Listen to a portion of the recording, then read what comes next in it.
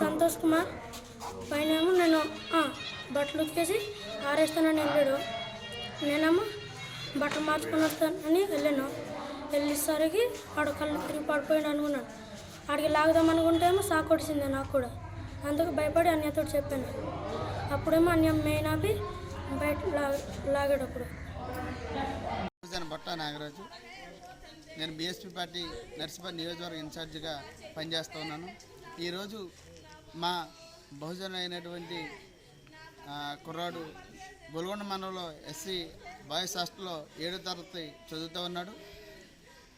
ఆ బిల్డింగ్ ఎప్పటి నుంచో పాడుపడిపోయి కరెంట్ సాగు కడుతున్నా జరే ఆకున్నటువంటి వార్డెన్ కానీ ఆకున్నటువంటి స్టాఫ్ కానీ ఎవరో కూడా పట్టించుకోకపోవడం వల్ల గవర్నమెంట్ నిర్లక్ష్యం వల్ల ఈరోజు మాకు 7వ తరగతి చదువుతున్నటువంటి 14 సంవత్సరాలు పౌరుడు చనిపోవడం చాలా బాధాకర విషయం.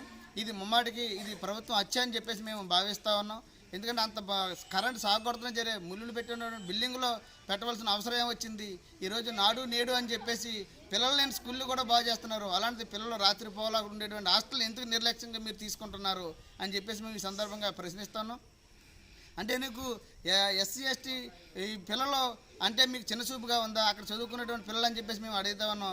దీనికి ముమ్మాటిగా వార్డెన్ నిర్లక్ష్యం అని చెప్పేసి మేము భావిస్తున్నాం. కాబట్టి ఇమ్మీడియట్గా వార్డెన్ని సస్పెండ్ చేయాలి.